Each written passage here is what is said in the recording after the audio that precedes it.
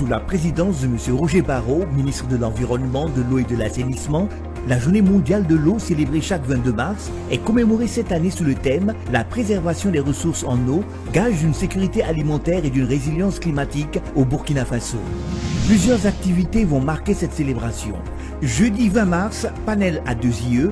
Vendredi 21 mars, panel et diffusion de films à Aube Nouvelle. Lundi 24 mars, journée portes ouvertes à la DGRE, DGEP et DGIH.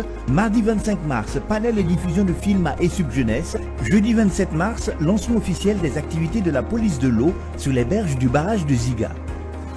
Population du Burkina Faso et du plateau central, sortons massivement pour faire de cette commémoration une réussite.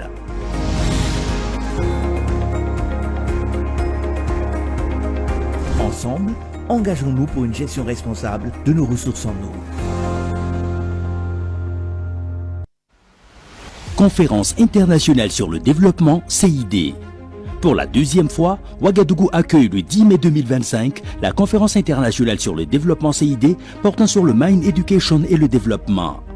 Placée sous le thème « Comment le changement de mentalité peut-il accélérer l'atteinte des objectifs de sécurisation et de développement au Sahel ?» Cette conférence permettra d'outiller les participants sur les techniques de développement endogène et de renforcer en eux un sentiment profond de patriotisme en faveur de la dynamique de développement enclenchée par les pays de l'AES. Orateur principal, Dr Yoon Sam Kim, expert formateur en éducation au changement de mentalité, originaire de la Corée du Sud, pays ayant bâti son développement grâce au concept de Mine Education et qui lui vaut aujourd'hui d'occuper le 10e rang mondial des États. Toutes et tous le 10 mai 2025 à Ouagadougou pour exulter et magnifier une vision du développement centrée sur le capital humain. La conférence internationale sur le développement, une initiative de Racine Group, votre agence panafricaine de communication et développement. Infoline 25 48 32 21 70 29 49 00.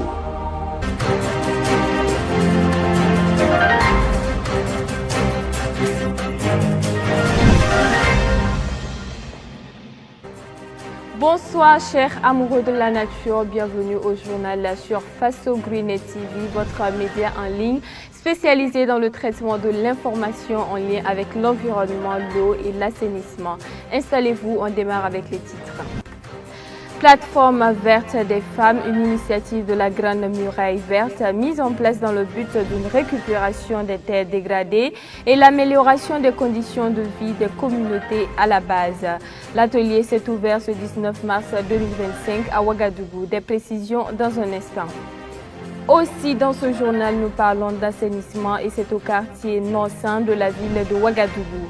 Des espaces vides transformés en sites de dépotoir d'ordures, c'est ce qu'on retrouve dans ce quartier. En plus d'être un risque de santé publique, cette situation perturbe également la tranquillité des riverains. Encore bonsoir chers téléspectateurs et merci de rester fidèles au programme de Faso Green TV. Je vous le disais à l'instant, la coordination nationale de l'initiative Grande Muraille Verte Burkina Faso veut impliquer davantage les femmes dans la mise en œuvre de l'initiative qui vise entre autres la récupération des terres dégradées et l'amélioration des conditions de vie de la communauté à la base. Et ce, à travers la mise en place d'une plateforme verte des femmes. C'est une initiative qui répond à une demande de l'agence panafricaine de la Grande Muraille Verte.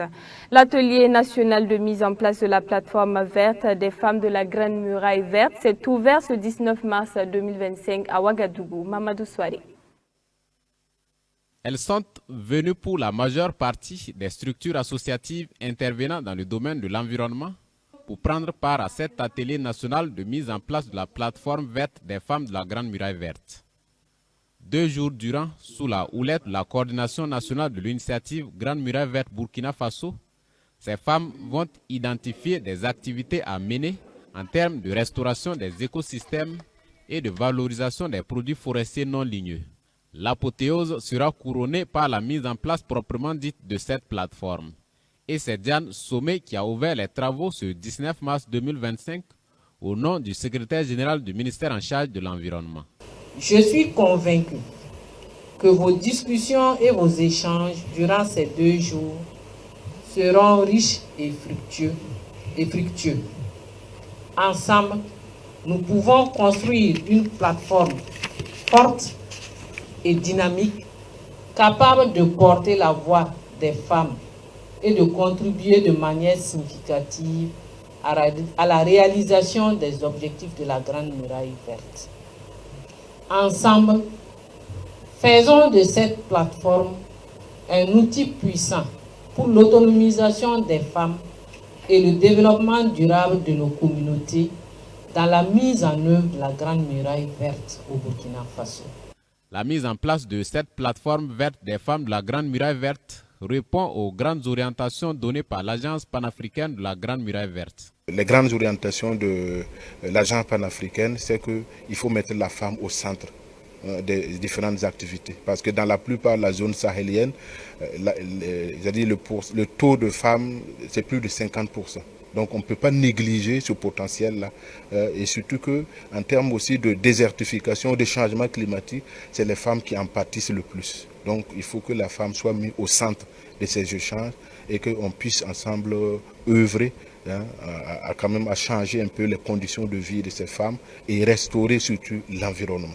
C'est dire donc que la femme est un maillon essentiel dans la mise en œuvre de l'initiative Grande Muraille Verte, dont la mission est de prendre des mesures efficaces et urgentes afin de mettre un terme ou inverser la tendance à l'appauvrissement de la diversité biologique et à la dégradation des terres, entre autres. La femme a un grand rôle dans la récupération des terres dégradées.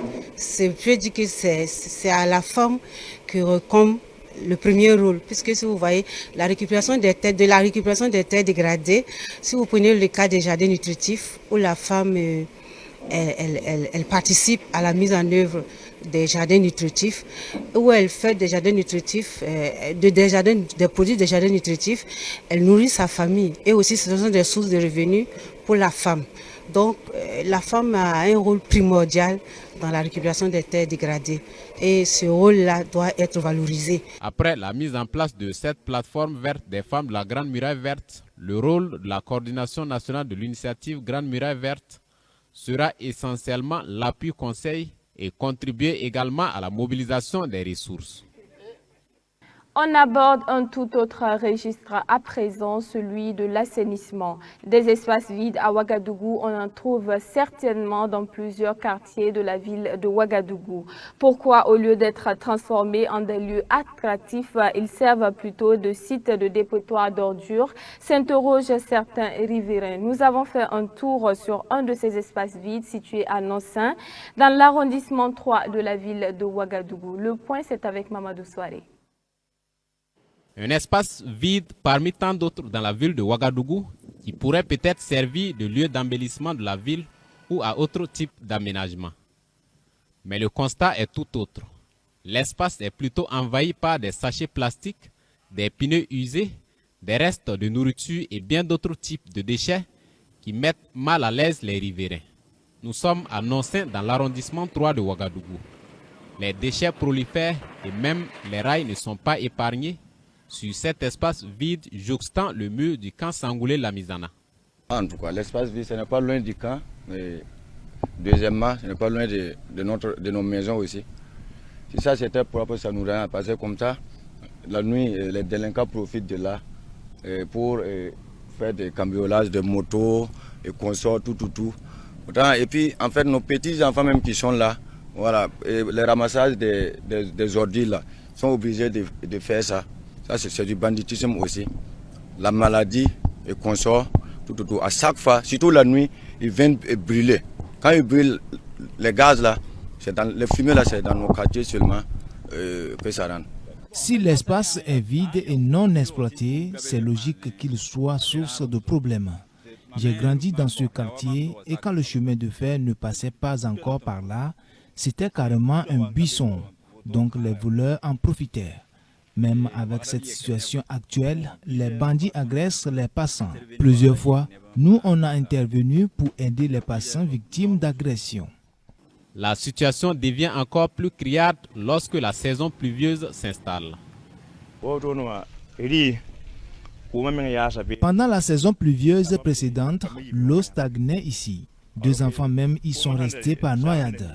Avant que l'espace ne soit devenu un dépotoir à ciel ouvert, l'eau s'écoulait tranquillement, mais maintenant, ce sont des stagnations. Souvent même, l'eau remonte jusque dans la concession. Amadou Sanfo, qui a son atelier de soudure juste à quelques pas, n'est pas bien entendu étranger à cette situation. En tout cas, ça dérange les voisins, même les riverains, tout là. Et il y a les délinquants même qui sont là-bas et puis ils sortent déranger les voisins. Si vous voulez les poursuivre seulement, s'ils rentrent là-bas, c'est fini. Donc nous, on est ici depuis avant qu'il n'y ait même pas goudron sur le lieu là. Mais nous, on a vu beaucoup de choses ici. Bon, si l'État pouvait chercher des solutions pour cet espace-là, ça va arranger beaucoup. Et les solutions existent sous plusieurs ordres. Entre aménagement en un espace de loisirs et plantation d'arbres, ces riverains ont fait des propositions. Bon, en tout cas, nous on propose, même si on peut aménager ça, mettre des yeux de lumière, même ces lampadaires solaires, pour qu'on puisse faire des activités là-bas, ça va arranger. Cet espace peut bien être aménagé. On peut même en faire un terrain de football, un espace de loisirs où les jeunes pourront venir se détendre ou encore un espace de jeu pour les enfants. Sinon, le laisser ainsi, ce n'est pas une bonne chose car toutes sortes de choses se passent ici. On peut aménager, mettre des arbres et faire comme les enfants qui viennent pour éduquer la nuit, tout comme des jardins, des fleurs. Là, ça rend la ville propre aussi. Là, ce sont les autorités compétentes qui sont interpellées à libérer leur génie créateur afin de donner à cet espace en plein cœur de Ouagadougou l'image qu'il mérite. Du 17 au 18 mars 2025, elles sont une soixantaine de femmes déplacées internes de Boulsa qui ont reçu une formation en technique d'agriculture hors sol. L'initiative portée par l'entreprise Smart Feed Industry vise à rendre ces femmes financièrement stables. Coucou Miesso. Environ une soixantaine de femmes déplacées internes de Boulsa, chef-lieu de la province de Namatenga dans la région du centre-nord, ont bénéficié d'une formation en technique de culture hors sol, comprenant à la fois des volets théoriques et pratiques. Pendant 2 jours, elles ont reçu différents modules portant sur divers aspects de cette technique culturelle, ainsi que sur les bonnes pratiques de gestion des cultures. Une fois la formation achevée, ces futures agricultrices se disent prêtes à mettre en œuvre les connaissances acquises. Nous avons suivi une formation en agriculture hors sol. Nous voyons que la formation va nous aider pour arranger nos besoins. La formation s'est bien passée, ça me plaît. Je peux dire que j'ai bien compris. Maintenant, je peux faire chez moi.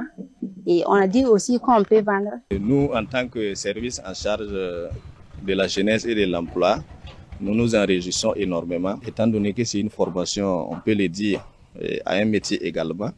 Et nous allons les prendre en compte. Dans la province du Namatenga, la situation sécuritaire actuelle compromet la pratique de l'agriculture conventionnelle. Néanmoins, le directeur provincial en charge de l'agriculture souligne que cette initiative permettra d'exploiter même de petites parcelles pour une agriculture rentable. Je pense que cette initiative est la bienvenue dans notre province. Et comme vous le savez, notre province est dans un contexte particulier, en ce sens qu'il y a beaucoup de personnes déplacées. Et toutes ces personnes déplacées n'ont pas accès à la ressource terre et aussi à la ressource eau comme facteur de production. Donc cette initiative qui vise à outiller des personnes déplacées internes sur l'agriculture hors sol, c'est une bonne initiative. Donc nous ne pouvons que saluer cette initiative et vraiment encourager les initiateurs, et en tout cas à aller de l'avant dans ce sens car beaucoup de personnes sont dans ce besoin. Cette formation est l'initiative de l'entreprise Smart Feed Industry qui considère qu'elle a pleinement tout son sens. À travers cette formation, c'est l'autonomisation de nos femmes, des femmes, des jeunes filles de la région et particulièrement de la province où nous avons commencé. Il faut dire que dans les années passées, particulièrement l'année dernière, nous avons lancé une section en ligne avec la collaboration d'une ONG des femmes et des jeunes filles en Côte d'Ivoire. Et les retours qui nous sont parvenus étaient très satisfaisants. Et ce qui nous a amené à continuer l'initiative sur notre territoire national, c'est-à-dire le Burkina Faso. Smart Feed Industry, une entreprise agro-silvopastorale engagée dans le développement d'un secteur agricole durable et innovant au Burkina Faso, ne compte pas s'arrêter là. Elle ambitionne d'étendre cette initiative dans toutes les régions du Burkina Faso. Fin de ce journal, merci à tous de l'avoir suivi. Rendez-vous demain pour une nouvelle édition. N'oubliez pas, prenez soin de vous, mais surtout prenez soin de la nature. Au revoir.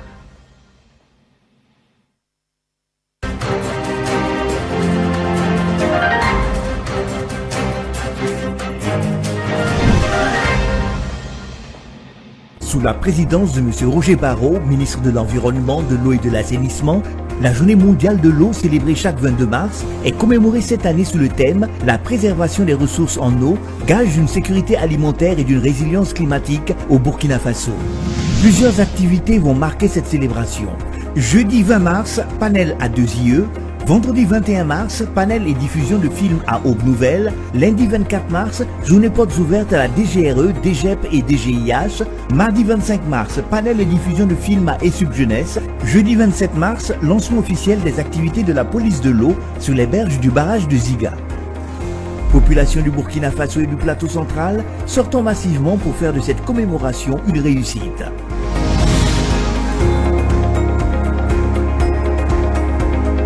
Ensemble, engageons-nous pour une gestion responsable de nos ressources en eau. Sous le très haut patronage de son Excellence le capitaine Ibrahim Traoré, président du Faso, chef de l'État, sous la présidence de M. Roger Barrot, ministre de l'Environnement, de l'Eau et de l'Assainissement, les parrainages de M. le ministre de la Sécurité, le commissaire divisionnaire de police Mamadou Sana et de Madame la ministre de l'Action humanitaire et de la Solidarité nationale, le commandant Passo Ndepela Kabré Kaboré, vivait le samedi 22 mars 2025 à partir de 7h30 la cérémonie officielle de sortie des élèves forestiers du contingent spécial 2023 de l'École nationale des eaux et forêts sous le thème Contribution des eaux et forêts à la dynamique de reconquête du territoire national et à la sécurisation des massifs forestiers. Au programme, une prise d'armes suivie de défilés civilo-militaires ainsi que de diverses activités pédagogiques et récréatives. Amis et sympathisants de la nature, faites le déplacement de l'École nationale des eaux et forêts à Denderesso pour découvrir son cadre enchanteur, son environnement atypique, la spécificité et la diversité des compétences qu'elle met au service de la nation. ENEF, honneur, discipline, combativité.